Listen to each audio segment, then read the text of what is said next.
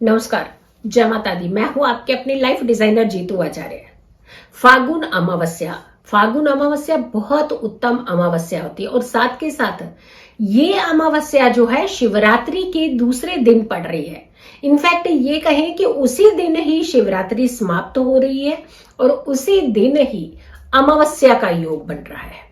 बुधवार का दिन है ये, जब एक तरफ शिवरात्रि का समापन और दूसरी तरफ अमावस्या तिथि का आरंभ होना, क्योंकि चतुर्दशी तिथि में महाशिवरात्रि मनाई जाती है और अमावस्या तिथि जो है वो चतुर्दशी जैसे ही समाप्त हो रही है उस दिन शिवरात्रि, महाशिवरात्रि, भोलेनाथ का पावन दिन का अंतिम चरण होगा, अंतिम पड़ाव होगा और वहीं से अमावस्या शुरू होगी। अब ये फागुन अमावस्या जो होती है, फागुन माह की कृष्ण पक्ष की अमावस्या बहुत उत्तम अमावस्या होती है। वैसे तो हर अमावस्या पितरों के निमित्त कुछ कार्य करने वाली होती है, लेकिन विनाशकारी, कल्याणकारी के दिन के साथ सटी हुई अमावस्या आ रही है। भोलेनाथ का पावन अवसर और वहां उनका अंतिम चरण चल रहा होगा, अंतिम पड़ाव होगा। उसके बाद जो फागुन अमावस्या है वो शुरू हो जाएगी। 17 फरवरी यानी 17 फरवरी से फागुन का महीना जो था वो शुरू हुआ था, आरंभ हुआ था। और ये अमावस्या जो आ रही है ये 2 मार्च की अमावस्या है और बुधवार का दिन है जब अमावस्या की तिथि पड़ रही है। अब ये कितने बजे से तिथि जो है वो शुरू हो रही है, देखिए तिथि को जरूर समझा करें, क्योंकि तिथि के अकॉर्डिंगली हमने पहले भी एक वीडियो में बताया था कि उदया तिथि, हम लोग हमेशा कहते हैं कि उदया तिथि पर कौन से कार्य करने चाहिए। जैसे अमावस्या की बात करते हैं तो अमावस्या का रिचुअल जो होता है, कंसर्न होता है, वो रात, काली रात के साथ होता है। यानी रात्रि के कुछ उपाय जो होते हैं वो बहुत जरूरी होते हैं।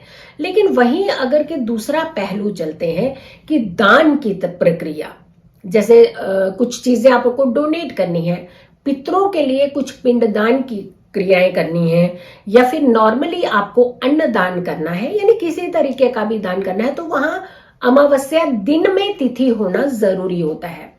तो उदया तिथि की जो हमने वीडियोस डाली हुई है, आप उस वीडियो को जरूर देखिएगा ताकि आपको ये मालूम हो कि उदया तिथि में किन किन कार्यों को एग्जैक्टली किया जाता है और उदया तिथि जो होती है वो किन तिथियों पर ज्यादा कारगर साबित होती है।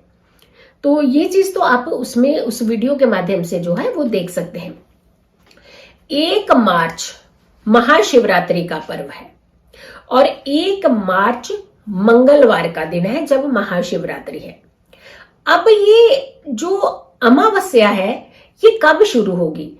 अगर हम रात्रि की बात करें तो 1 मार्च की रात्रि, मध्य रात्रि यानी रात के 12 बजे के बाद का समय, जहां तिथि समापन की तरफ होगी, यानी 2 की सुबह 12 बजने के बाद तो आपको पता है कि हम दूसरे दिन की बात करते हैं, तो वो जो सर्कल है वो सेकेंड डे में आ जाता है।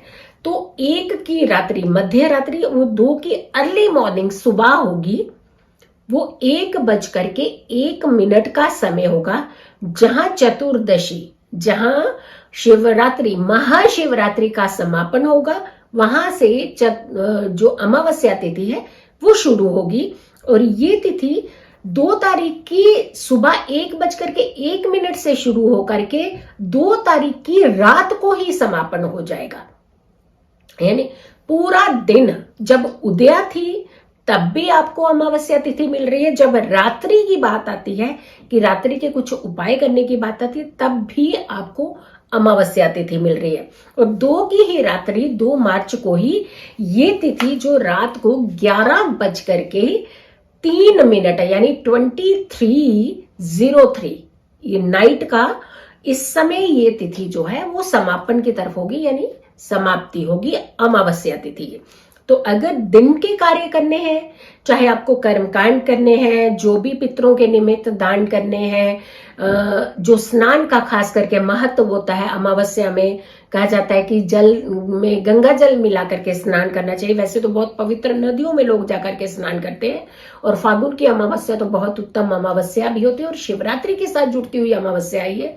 तो ये समय जो है, ये फागुन अमावस्या का बड़ा विलक्षण योग भी है। इस समय सर्वार्थ सिद्ध योग है, अमृत सिद्ध योग भी है, शिव योग भी है। तो यानी योग भी अच्छे हैं और संयोग भी अच्छे हैं। तो दान की प्रक्रिया आप दिन में कीजिएगा, और शाम को आप अपने पितरों के निमित्त दीपक प्रज्वलित जरूर कीजिएगा। ये अमावस्या जो होती है, ये यहाँ पे एक फागुन का जो महीना है, ये होली का महीना भी होता है, और ये कृष्ण की भक्ति का महीना भी होता है। यानी जहां बसंत पंचमी जब हुई थी, तो वहां पर ही कृष्ण की जो होली थी वो प्रारंभ हो गई थी, और होली जब हम होली मनाते हैं तब उनकी होली जो है वो कंप्लीट होती है। तो वहां से उनकी होली भी शुरू हो गई। तो ये कृष्ण की भक्ति का महीना भी होता है, और ये भोलेनाथ की भक्ति का महीना भी होता है। यानी एक तरफ आप भोलेनाथ की आराधना कर सकते हैं, दूसरी तरफ भगवान विष्णु की आराधना भी आप इसी महीने जो है वो कर सकते हैं। पवित्र नदियों का स्नान करना ये बहुत अच्छा माना जाता है, ये बहुत ही उत्तम माना जाता है, लेकिन पवित्र नदियों के स्नान के लिए आप नहीं पहुंच पा रहे हैं। इससे आपके शारीरिक कष्ट भी दूर होते हैं, मानसिक समस्याएं ये दूर होती हैं। यानी किसी भी तरीके का आपको डिप्रेशन, टेंशन, स्ट्रेस ज्यादा होता है, बार बार आप बीमारी के घेरे में आते हैं, तो ये समस्याएं भी जो होती हैं, अमावस्या तिथि पर आप कुछ उपाय कर सकते हैं, आप स्नान कर सकते हैं। और स्नान की जब बात आती है तो हम पूरा शरीर का स्नान कर लेते हैं, लेकिन बालों को हम गीला भी नहीं करते हैं सर के ऊपर, क्योंकि जितना स्ट्रेस है, जो आपका दिमागी तौर पर स्ट्रेस है, उसके लिए आपको गंगा जल का छिड़काव अपने सिर के ऊपर, बालों के ऊपर जरूर करना है। वहां आपका स्ट्रेस जो होता है वो दूर होता है। तो बालों को अगर आप गीला कर सकते हो तो ये बहुत ही अच्छा माना जाता है, लेकिन एटलीस्ट आप अपने सिर के ऊपर से गंगा जल का, जिस जल में आपने गंगा जल मिलाया है, उससे थोड़ा सा अपने बालों के ऊपर छिड़काव जरूर कीजिएगा। भगवान भोलेनाथ की आराधना जरूर कीजिएगा, भगवान विष्णु की आराधना जरूर कीजिएगा। एक खास दीपक जरूर प्रज्वलित करना चाहिए। एक तुलसी जी के सामने आपको संध्या के समय जरूर दीपक, घी का दीपक जरूर प्रज्वलित करना चाहिए। और दूसरा, पीपल के पेड़ के नीचे आपको तेल का दीपक, सरसों के तेल का यानी मस्टर्ड ऑयल का दीपक जो है वो जरूर प्रज्वलित करना चाहिए। अब आती है बात की अन्नदान की। अब अन्नदान की कोई सीमा नहीं है, आप कितना भी दान कर सकते हैं, पितरों के निमित्त भी दान कर सकते हैं, और वैसे भी अगर आप नॉर्मली भी किसी का सहयोग करते हैं, दान करते हैं, तो ये आपको बहुत ज्यादा लाभकारी साबित होता है, आपको बहुत ज्यादा लाभ मिलता है इससे। अगर किसी भी बड़ी प्रॉब्लम के साथ आप जूझ रहे हैं, आपको कोई रास्ता नहीं मिल रहा है, कई बार हम कहते हैं कि हमें पितृ दोष है, इसी वजह से हमें ये प्रॉब्लम हो रही है, कई बार हम कहते हैं कि हमारे कर्म खराब है इसलिए ये प्रॉब्लम हो रही है, कई बार कहते हैं हम लोगों के ग्रह जो है वो साथ नहीं देते इसलिए ये प्रॉब्लम होती है। भाई कुल मिलाकर के कैसे भी प्रॉब्लम होती है, प्रॉब्लम तो प्रॉब्लम ही है ना, प्रॉब्लम का तो सोल्यूशन आपको चाहिए होता है। तो ऐसे में आपने एक खास विधि जरूर करनी है, अमावस्या के टाइम पे ध्यान रखिएगा। 4 मुख वाला आप दीपक ले लीजिएगा, और 4 मुख वाला दीपक लेकर के आपने उसमें 4 बत्तियां जला लीजिएगा। यानी चारों अलग अलग कनेक्टेड बत्ती नहीं डालिएगा, और 4 अलग अलग बत्तियां डाल करके उसमें सरसों के तेल से इसे भर लीजिएगा। जब भी आप शाम को घर से बाहर संध्या के टाइम पे यानी सूर्य अस्त के बाद आपने इस उपाय को करना है, और थोड़े से आपने चावल ले जाने हैं साथ में। पीपल के पेड़ के नीचे आपने थोड़ा सा धान बिछाना है, यानी चावल थोड़ी से बिछा करके उसके ऊपर दीपक रखना है, और चारों कोने जो है आपने दीपक के जलाना है। लेकिन जो पहला कोना आप जो जलाएंगे, पहली लो जो आप जलाएंगे, वो दक्षिण दिशा की होनी चाहिए।